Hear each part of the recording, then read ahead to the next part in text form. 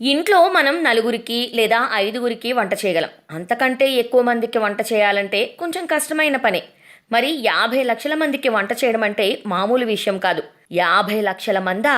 ఎవరు ఎక్కడ అనుకుంటున్నారా? అయితే ఈ వీడియోను స్కిప్ చేయకుండా పూర్తిగా చూడండి. మహాభారతంలో కురుక్షేత్ర యుద్ధం సమయంలో 50 లక్షల మంది పాల్గొన్నారు. వారికి వంట వండిన వారు ఎవరు అనే ఈ ఆసక్తికరమైన విషయం తెలుసుకుందాం పదండి.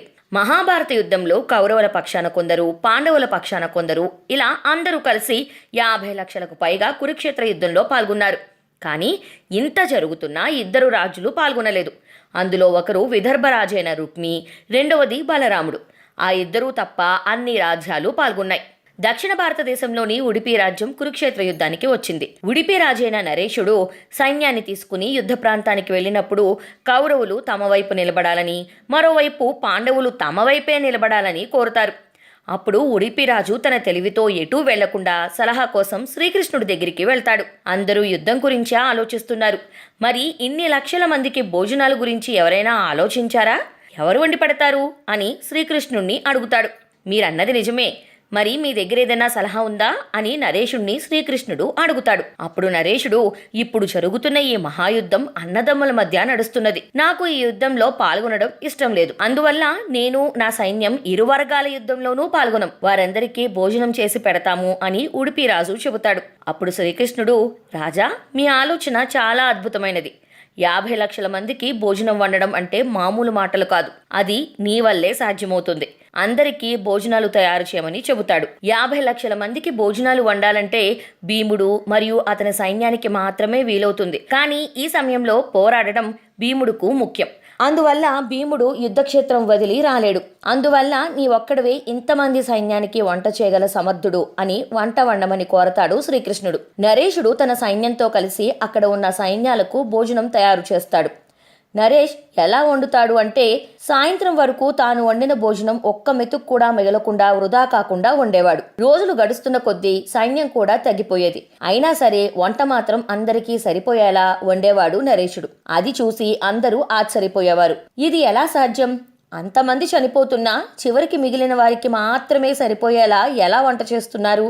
అది కూడా ఒక్క మెతుకు కూడా మిగలకుండా ఎలా వండుతున్నారు అని అందరూ ఆశ్చర్యానికి గురయ్యేవారు. అసలు నరేషునికి ఎలా తెలుస్తుంది ఈరోజు ఇంతమంది మాత్రమే చనిపోతారని, మిగిలిన వారికి మాత్రమే భోజనం వండాలి అని? ఇలా 18 రోజులు గడిచిపోయాయి. పాండవులు గెలిచారు. పట్టాభిషేకం జరుగుతుంది. అప్పుడు ధర్మరాజు ఉడిపి నరేషుణ్ణి అడుగుతాడు. మమ్మల్ని అందరూ తక్కువ సైన్యం ఉన్నా గెలిచామని పొగుడుతున్నారు, కానీ నేను మాత్రం నిన్ను మెచ్చుకోకుండా ఉండలేకపోతున్నాను అని అంటాడు. ఎందుకంటే 50 లక్షల మంది సైన్యానికి వంట చేయడం అంటే మామూలు మాటలు కాదు. అది కూడా ఒక్క మెతుకు కూడా మిగలకుండా వృధా కాకుండా వండడం అంటే మాటలు కాదు. అది మహా అద్భుతం. ఎలా చేశావు అని అంటాడు. అప్పుడు నరేషుడు నవ్వుతూ, మీరు గెలిచారు కదా, దాని యొక్క గొప్పతనం ఎవరికి ఇస్తారు అని అడిగాడు. అప్పుడు యుధిష్ఠిరుడు, శ్రీకృష్ణుడికే. దీనికి మూలం మా విజయం యొక్క గొప్పతనం మొత్తం శ్రీకృష్ణుడికే చెందుతుంది అని చెబుతాడు. అప్పుడు నరేషుడు, మీరు గెలవడానికే కాదు, నేను ఇంతమందికి సరిపడా వంట వండడానికి కూడా శ్రీకృష్ణుడే కారణం. కాబట్టి ఈ గొప్పతనమంతా శ్రీకృష్ణుడికే చెందుతుంది అని చెబుతాడు. అది విని సభలో ఉన్నవారంతా ఆశ్చర్యానికి గురవుతారు. సాధ్యం, శ్రీకృష్ణుడు ఎలా కారణమని నరేషుణ్ణి అడుగుతారు. అప్పుడు నరేషుడు అసలు రహస్యాన్ని అందరి ముందు ఇలా చెప్తాడు. శ్రీకృష్ణుడు ప్రతిరోజు రాత్రి పెసరకాయలు తినేవాడు. నేను లెక్క పెట్టేవాడిని. శ్రీకృష్ణుడు తిన్న తర్వాత మళ్ళీ పెసరకాయలను లెక్క పెట్టేవాడిని. శ్రీకృష్ణుడు ఎన్ని కాయలైతే తింటాడో దానికి 1000 రెట్ల సైన్యం చనిపోయేవారు. అంటే శ్రీకృష్ణుడు 50 పెసరకాయలు తింటే దానికి 1000 రెట్లు అంటే 50,000 మంది సైనికులు మరుసటి రోజు యుద్ధంలో చనిపోయేవారు. దీనిని బట్టి నేను మిగతా వారికి భోజనం వండేవాడిని అని చెప్పాడు. ఈ కారణం వల్ల ఏ రోజు కూడా భోజనం వృధా కాకుండా వండేవాడిని అని చెప్తాడు. ఇది విని ఆ సభలోని వారందరూ శ్రీకృష్ణ లీలకు ముగ్ధులవుతారు.